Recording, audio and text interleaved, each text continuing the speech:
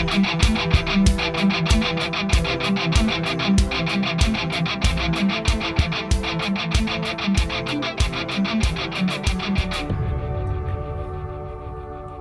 is Dr. Jerome Corsi, and today is Thursday. It's October 26th, 2023.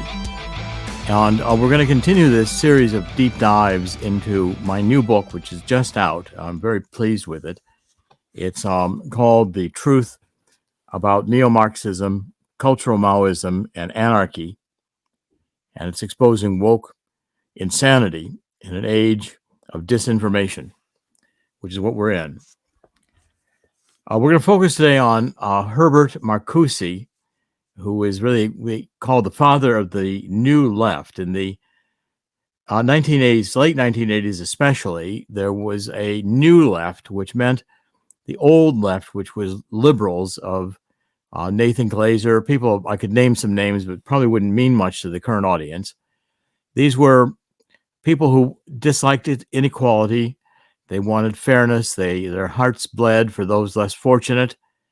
They were really not communists. They were socialist oriented, but they were not pure outright communist. When the assassination of Jack Kennedy, which I think was a defining act for the generation who was coming of age at that, for all America really at that time, it was the end of innocence, the end of an age where we believed America could do no wrong. The assassination has been a troubling incident. I'll have a book out on the assassination of Jack Kennedy next month, in December, almost next month, the end of October today, but in a few weeks. And it will be, I think, a book that will shock the nation. The end of that era, with the beginning of Lyndon Johnson going into the Vietnam War, produced an anti-war reaction among youth that was heavily influenced with the Marxist element. And the New Left became radicalized into revolution. Even in that era, the Beatles were into revolution. The music was very much sex, drugs, and rock and roll was the theme, and Marcuse has a lot to do with that. Now, Marcuse was born in Berlin in 1898. Upper-class Jewish family that prospered in business, was integrated into German society. He was drafted into the German army in 1916 for World War I, but he didn't fight in the war. The failure of Germany in World War I and the subsequent German November Revolution of 1918 and the Spartacus Uprising in 1919, these were two uprisings in Germany between World War I and World War II, when the Weimar Republic was getting formed but also beginning to fail. The economics in Germany in the interwar period were horrible because of the reparations imposed on Germany, the payments to the Allies that were determined at the Versailles Treaty that ended World War I. Now, Marcuse actually studied with Heidegger. He became very much when he got his PhD, he became very interested in Heidegger. Heidegger was a German philosopher who supported Hitler. And it's interesting that Marcuse comes out of that tradition. Marcuse completed his dissertation. He returned to Berlin.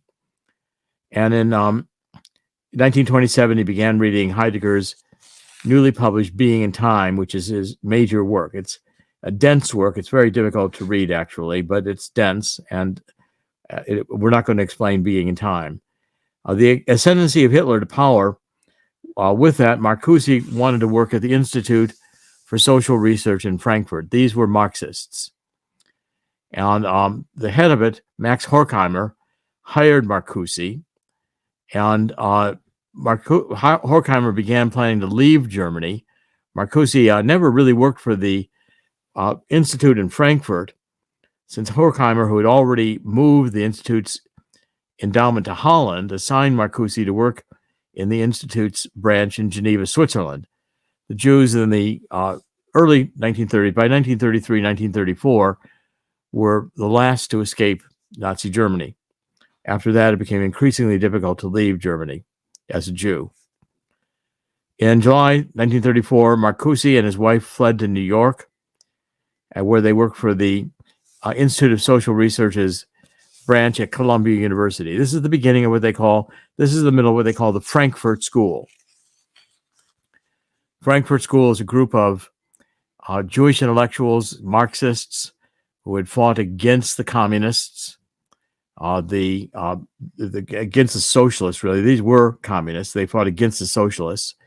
The German Nazis were National Socialists. They were both on the left. But Hitler wanted a small oligarchy to control society with interlocking directorates among multinational corporations. So the multinational corporations and small oligarch would rule the world, Hitler at the top, and the vast majority of people would get free vacations, government paid. They get some benefits, medical benefits, not very much. And they would be the middle class, very distant from the oligarchs ruling the country. The socialists at that time, Marcuse was opposed to the socialist, National Socialists, so he basically was truly communist, wanted to abolish private property, wanted to abolish capitalism. The Nazis were not opposed to capitalism. They just wanted to control it with a one world government, being the Nazis at the top and their corporations and their machines. Now, when Marcuse fled Germany, he joined the other group of Jewish communists who had now, from the Frankfurt School, gone to Columbia University, which had a tie to this Frankfurt School, the Institute of Social Research in Frankfurt. And they Marcuse actually worked in Washington as an intelligence officer for the OSS, which was the predecessor to the CIA.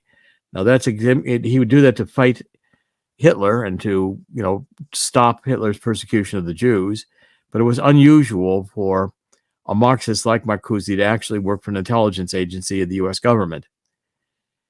He taught at Columbia and Harvard before he landed a full-time faculty appointment as a professor of philosophy and politics at Brandeis University, just outside Boston. And he wrote a book called One-Dimensional Man at Brandeis. And Angela Davis and Abby Hoffman were his students. Angela Davis later became a black radical, and Abby Hoffman was head of the hippies or the yippies, who were actually youth at that time, opposed to society as a whole, and really both with strong Marxist leanings. Now, Marcuse left Brandeis in a fight over free speech on the campus, and the incident was one that involved an address by anthropologist Kathleen Averly during the 1962 Cuban Missile Crisis. She closed the speech to students with the word "Viva Fidel, Kennedy to hell." And the Brandeis president reprimanded Averly for her reckless and irresponsible remarks. And during his final year at Brandeis, Marcuse became a vociferous critic of the American policy in Vietnam. After the bombing of North Vietnam began in 1965 in February, Marcuse gave a speech that sealed his departure. He said, "When I came to this country in the 30s, there was a spirit of hope in the air," he told a student assembly. "Now I detect a militarism and a repression that calls to mind the terror of Nazi Germany." Now, he ended up in California, in La Jolla, in a very fashionable house, and he's actually living quite well. There's a whole group in Hollywood and all through California of the Frankfurt schools where they ultimately settled. Now, Marcuse did not become famous until later in his life. And he was 81 when he died of a stroke on a trip to Germany. But in 1968, he capitalized on the widespread civil unrest that was in the United States, Western Europe, and especially in France. In France, it almost looked like it could be a revolution. This Rudi Dutschke was one of the leading revolutionaries in Europe. 1968, students and young radicals all over the world discussed the three M's: Marx, Mao, and Marcuse. This book, One-Dimensional Man, is a criticism of capitalism in that it says that capitalism keeps people working. They lead dull, materialistic lives.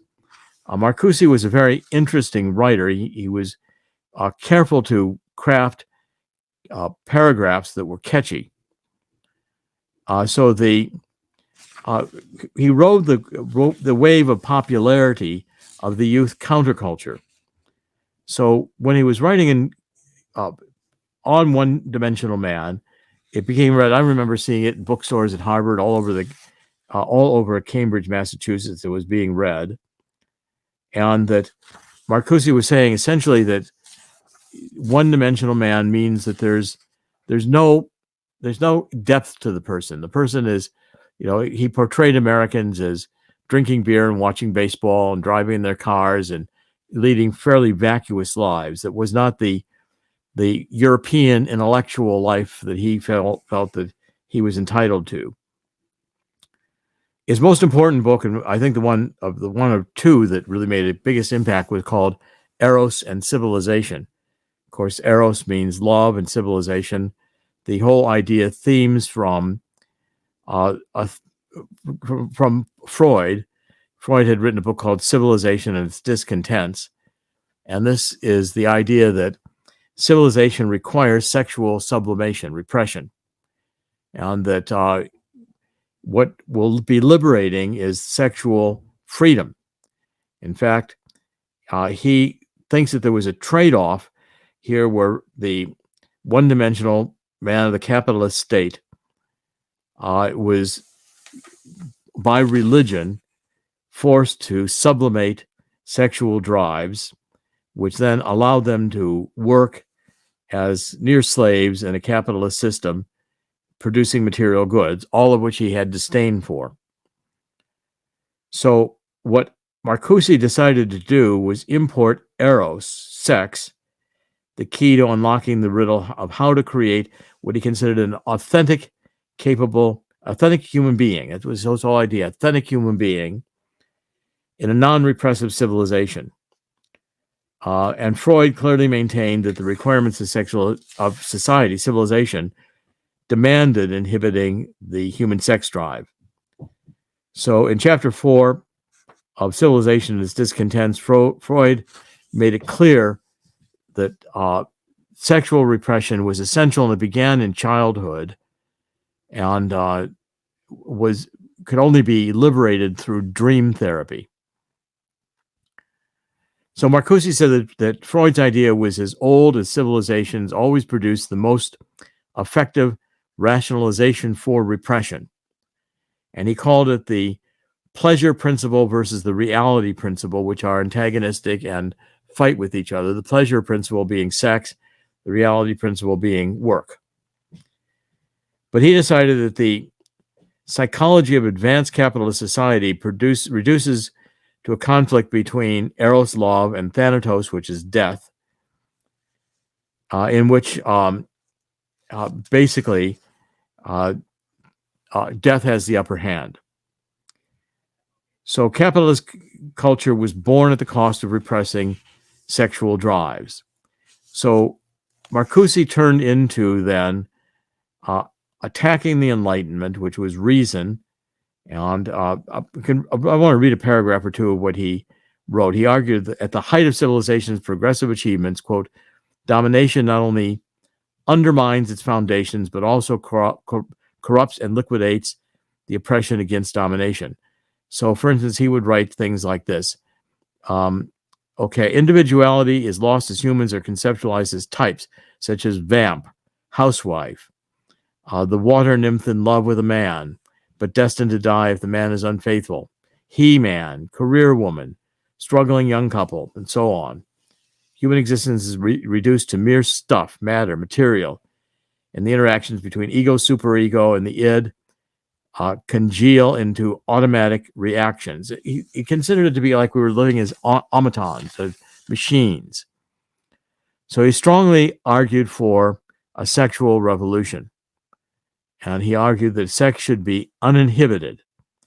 He joined with Adorno and Horkheimer, who wrote a book called the essentially was on the Enlightenment, deconstructing the Enlightenment, in which they embraced Marcuse, Marquis de Sade as the ultimate high point of liberation with random sex, group sex.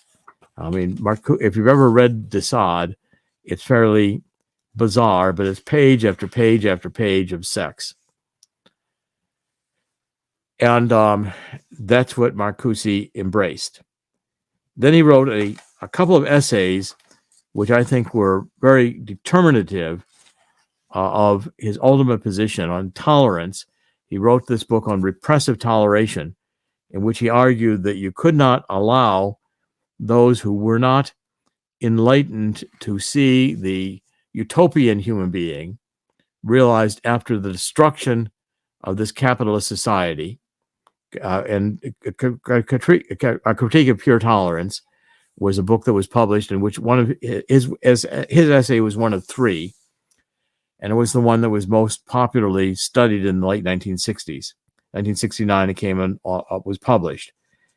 And so his whole idea was we should not allow free speech, because it would allow in the entering into the dialogue ideas which were repressive. So with this ideology, he was embraced by the New Left. He became the darling of the resistance revolution movement.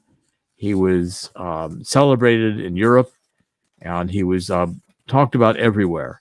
Marcuse was the central character defining what the sexual revolution was about, combined with anti-war repression, anti-war protests, and a revolutionary atmosphere that led to the Black Panthers. It led to the Weathermen, which Obama was peripherally involved with because of Bill Ayers, who was one of the key Weathermen figures that broke out from SDS, Students for a Democratic Society.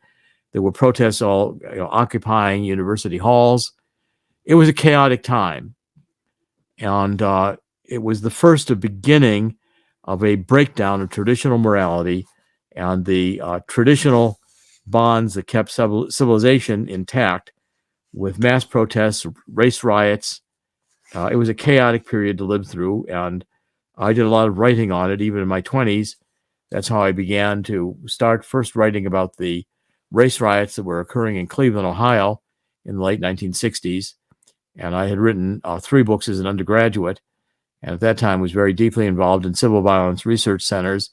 That's how I got involved with John Kerry. I was working for the Center for one of the Centers for Civil Violence Research at Brandeis, actually, and had a law enforcement assistance administration contract that I bird dog Kerry in the Vietnam Veterans Against the War.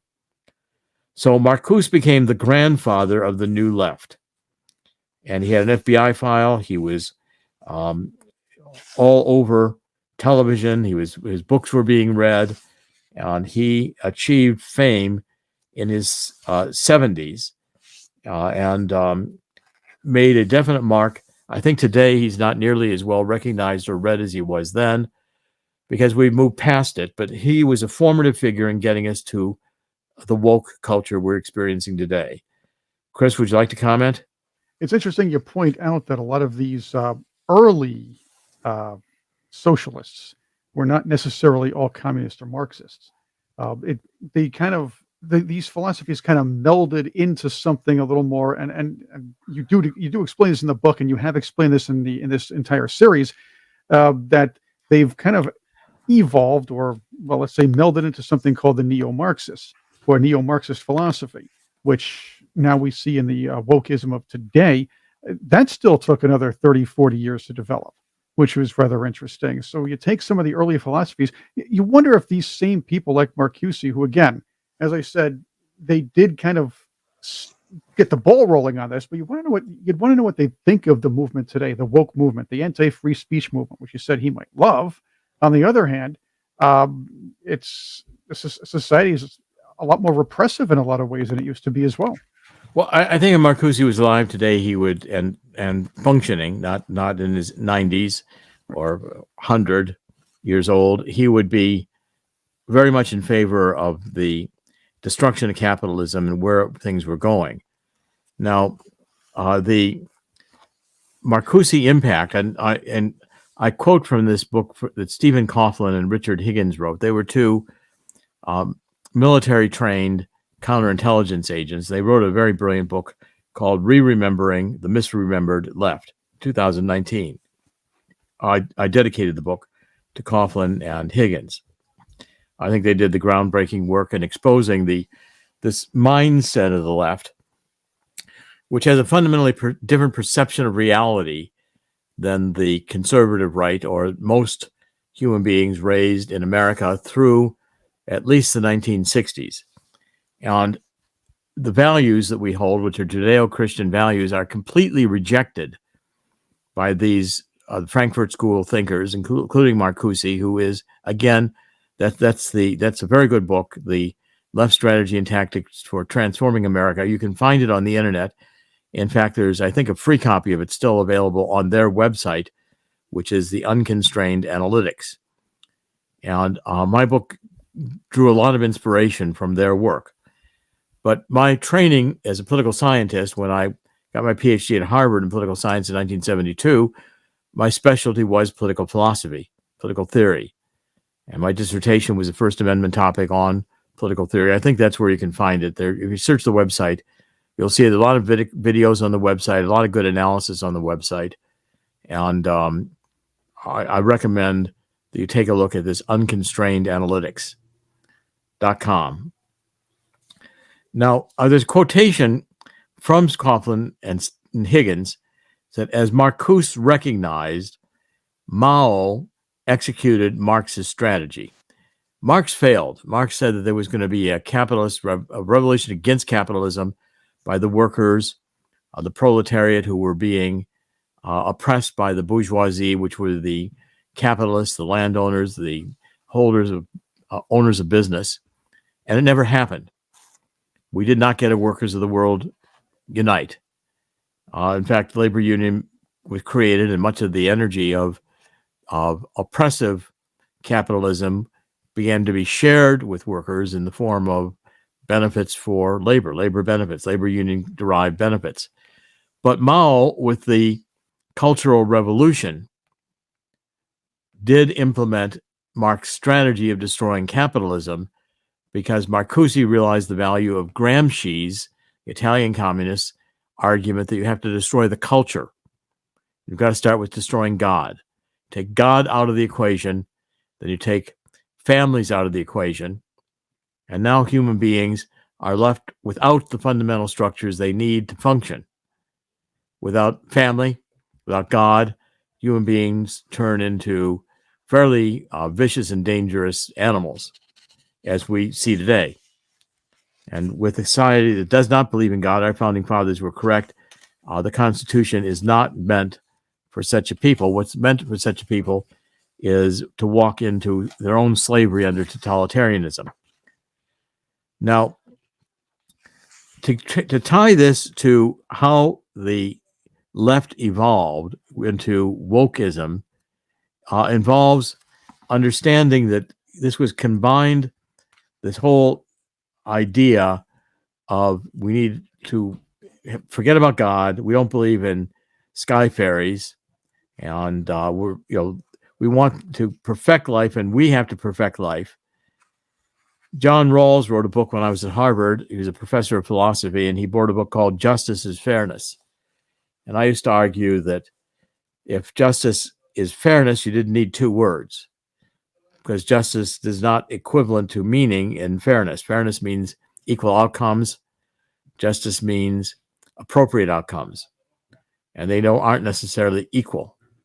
A criminal is not treated equally to someone who's the victim of crime. But the woke fundamental analysis is to see that everyone is a victim. So the criminal is a victim, and in a sense, the victim against the victim of crime, who's probably an oppressor. And so therefore, you turn everything on its head. It's a language perversion. And fundamental to wokeism is a perversion of language. I discuss that at length in the book, at the beginning of the book, as to how, in fact, language is perverted to get these ideas. And the reality in which they live is one that's of subjective reality. In other words, the movement we see today began in the 1700s. And it began with Immanuel Kant, a German philosopher, who said we're perceiving the world and we perceive it through our senses. Now, Kant believed there was an a priori, that you couldn't just make it up, that we perceived it either accurately or inaccurately, depending upon whether our perception matched the thing in itself as it existed as an idea or a priority or Platonic idea that was immutable. Well, Marcuse and these others at the Frankfurt School doubted that. They felt that everything is what you perceive and that your value judgment is good as somebody else's value judgment, and that therefore you can't have clear definitions required for thinking between dualities. So you have good, bad, you have hot, cold. There's all kinds.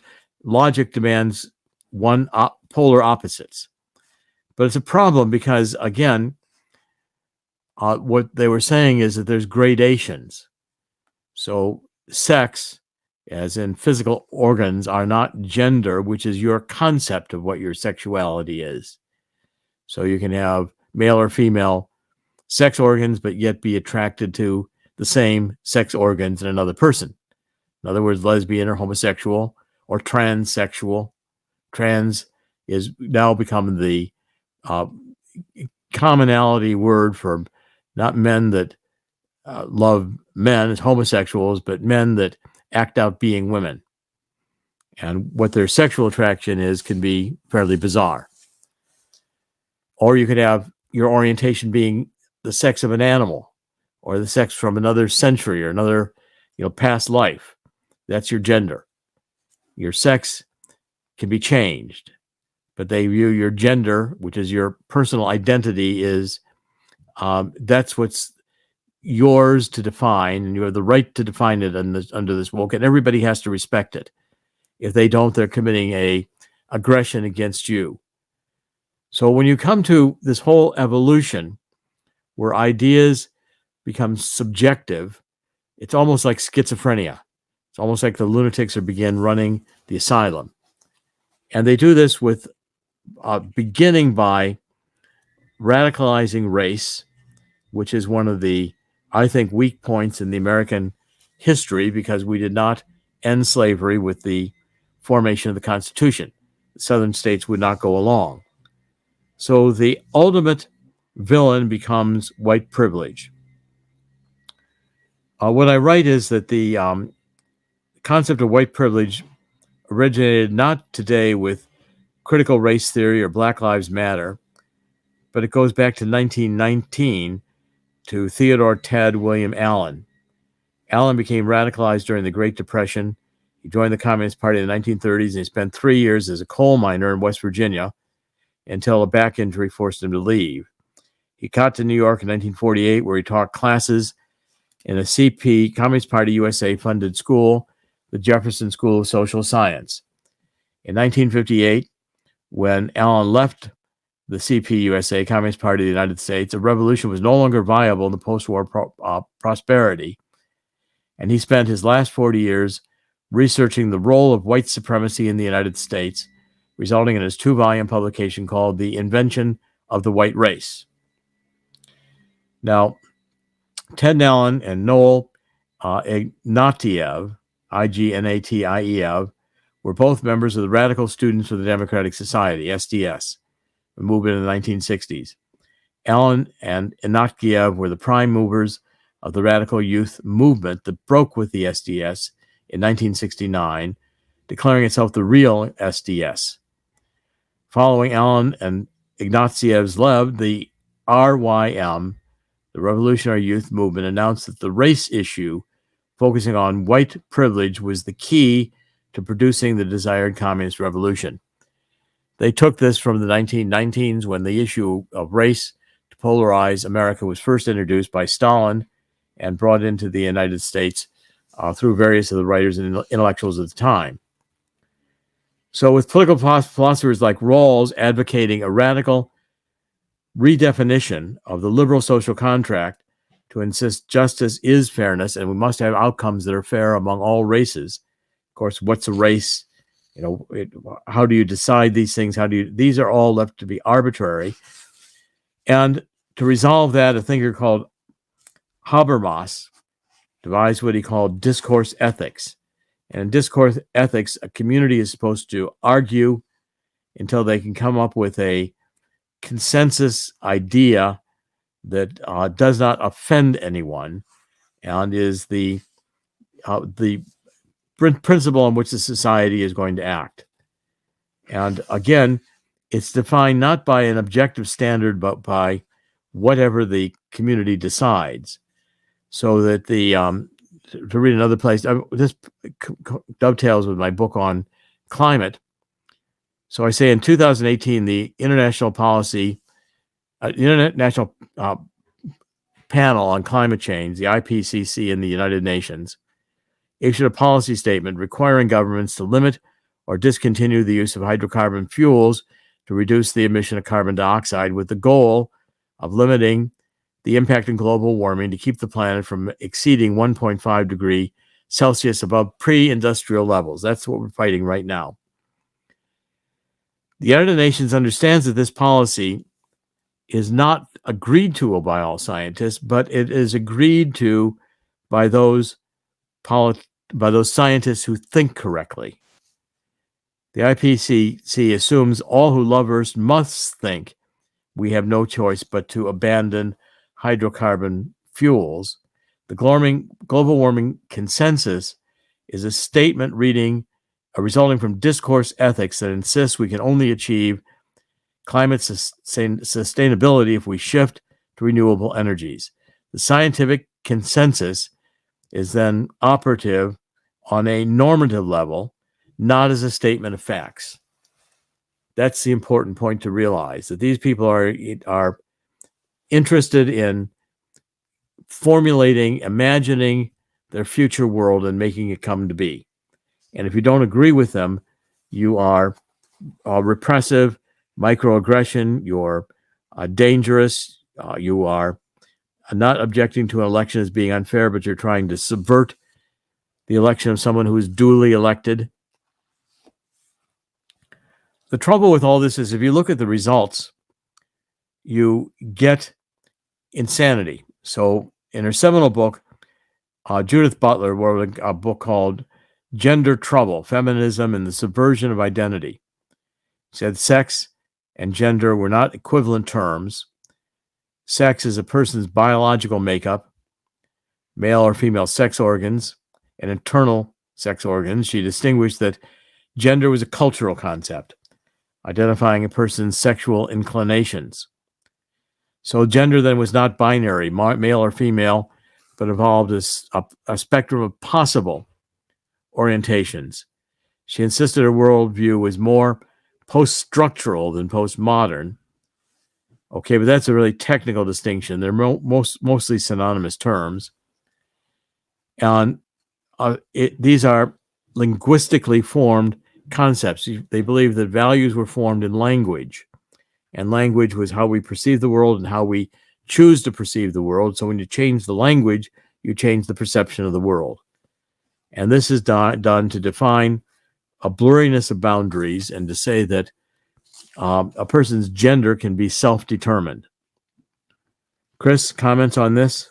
Well, there's something that led to the hip gender terms of today, like gender fluid or pansexual or something like that, or well, I guess all these other non-binary or trisexual. They'll try anything. Bicycles, garbage cans. Let's not go there. Yeah. All right. I'm going to start over again. All right. No, that's okay. I don't mind you going there. I mean, it's no, we got the point. I mean, it gets so bizarre. Keep it in. I think it's good. But that's the idea. I know you're right. Crazy. Yeah. It becomes so bizarre. Right. But it's become hip now. It's become ingrained in culture. It used to be something that was discussed on the fringes. And again, I'm all for free speech and discussion and exchange of ideas. But now we're at a point where if you don't agree with these ideas or what's the latest thing here, you're shunned in a mass society, not unlike the Puritans shunned somebody who dissented from the leadership. But you're done. It's done so on a mass scale via social media these days. And also, if the Department of Justice decides that your ideas, because you're white and like a Catholic and like the Latin Mass, or you belong to the MAGA faction supporting Donald Trump, you're dangerous because red hats really hurt people. Yes, and they've imprisoned people increasingly for speech because they don't want to tolerate someone undermining, subverting their agenda. Well, here you go. Here's an example. There's a gentleman who I forgot his name. He's some crazy some blog meme creator. He got tossed in jail for 7 months for putting for posting a meme telling Democrats to vote a certain vote by text like an American Idol for president in 2020. Whereas a woman, some so-called comedian, I think her name was Christine Wong, said Republicans should be voting on Wednesday rather than Tuesday. She didn't get in trouble. He gets put in jail for 7 months. This is a distinct. This is exactly what you're saying. If you don't go with, if you are not speaking on behalf of the established narrative, the Department of Justice will come down on you with their jackboots and step on your back. And getting back to the political philosophy, what I want to stress in this episode, this deep dive, is that with political philosophers like John Rawls advancing a radical redefinition of what was the liberal social contract. The social contract was the agreement among people supposedly in the forest who agreed to form civil society. It was a construct. And basically, Rawls redefined it to say the only legitimate social contract is a social contract that no matter which position you choose to come out in, you are not disadvantaged against others. So you have to construct a social contract so there's no disadvantages. There's John Rawls. And he was clearly a Marxist, a Neo-Marxist. He was redefining Marx in terms of outcomes and results, and he believed that capitalism was the structure that produced this unfairness, and unfairness has always been the fundamental accusation of Marxists against capitalists. But in fact, it's sorry to tell everybody, but life is not fair. It's not fair who you were born to or when you were born or what advantages or disadvantages you have. And no two people are born identically. No two pieces of sand on a beach are identical. And that's one of the remarkable aspects of creation. But there is no real fundamental fairness in the way we experience this life. So Rawls wanted to modernize Kant's categorical imperative by Kant's categorical imperative was something that was so true that it became necessary as a moral law, that you shouldn't lie, for instance, or things of that nature. But all he ended up doing was empowering Habermas's discourse ethics, requiring us to accept as normal all personally defined identities, regardless of how idiosyncratic, bizarre, and shifting those subjective realities might be. The reality of identity politics is anarchy, pure and simple. It's just anarchy. I think it's schizophrenia.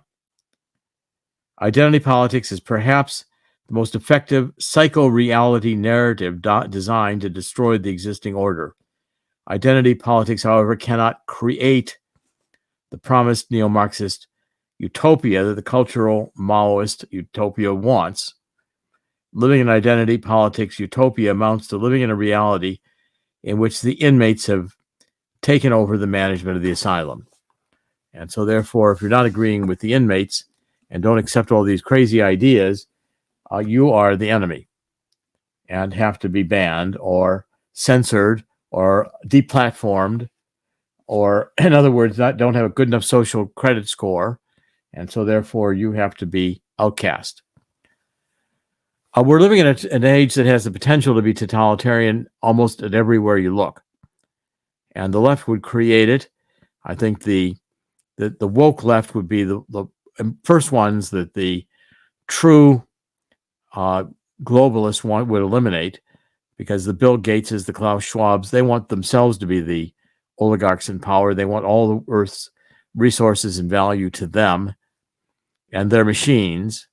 And they think that the vast majority of human beings are just useless eaters and do not want to care for them when they're old and can't cope for themselves, don't see any intrinsic value in human beings, and don't see any moral purpose to life other than that which we imagine, like John Lennon imagined a world with no God. Wouldn't that be great? Because then we wouldn't have religious wars. Well, if we're human beings, we'd have wars over something else. Because what this whole vision is predicated on is perfecting the human being. And a Judeo-Christian perspective begins with the premise that human beings are a fallen species, original sin, Garden of Eden, and that we are not, we're prone to commit sins. We are sinners by nature. And it's hard to stay on a moral path. So therefore, the different views here of a subjective reality which somehow you can't intrude upon, and it serves the purposes of those who want to destroy a society, not to create a utopian future which Klaus Schwab knows will never be created, but to create a very comfortable world for the globalists with all their wealth. They can command the resources of the earth at their fingertips and not have to work, because the machines will do the work. These are very dangerous concepts, and I think it bears reading the book, because you're going to have to immerse yourself in understanding how this bizarre set of philosophies developed over 250 years, and they include some strong influence from German thinkers like Kant and Hegel, and a lot of French thinkers who were existentialists or postmoderns like Baudrillard, etc. We talked about him in previous of these deep dives, and we'll do more. This bizarre ideology can be defeated, but only, I think, with the intervention of God at this point, because it's taken too much of a hold of our institutions, our press. We're getting disinformation. They don't feel they're obliged to tell the truth. They're obliged to create the narrative of how they want the event to be perceived. So whether or not in the war, when we just saw in Israel, whether or not a Hamas hospital was attacked by Israel or not, the New York Times is going to print the story without fact-checking and without really caring that it might not be true. And this disinformation creates an artificially constructed reality which the globalists, the CIA, intelligence agencies know can be manipulated to cause human behavior to go in a certain direction. COVID, lockdown, repression, and again, everyone taking a vaccine, this groupthink. These are dangerous psychological traits of human beings which are being very carefully manipulated by skilled people whose goals are essentially to depopulate the world and put themselves in control. This is Dr. Jerome Corsi, and thank you for joining us. In the end, God always wins, and God will win here too. But join me in the spirit of 2 Chronicles 7:14. We've got to get on our knees and ask God's forgiveness for letting this get to this point. Taking God out of our schools, for killing babies in the womb in the millions. And what the instruction of 2 Chronicles 7:14 is, God will hear our prayer and heal our land. That's going to happen. We will get a judgment of God, I think, at this point, given the magnitude of the people abandoning God and people turning into this, which I think is fundamentally dark, satanic vision of existence. This is Dr. Jerome Corsi. Today is Thursday. It's October 26th, 2023, and I've been profiling and previewing this week my new book, which is The Truth About Neo-Marxism, Cultural Maoism, and Anarchy. And I do hope you'll read it. Grab yourself a copy. I think you'll find it extremely informative to orient you to understand what's going on and understand how it's got to be defeated. Thank you for joining us. We're broadcasting on thetruthcentral.com every weekday. God bless.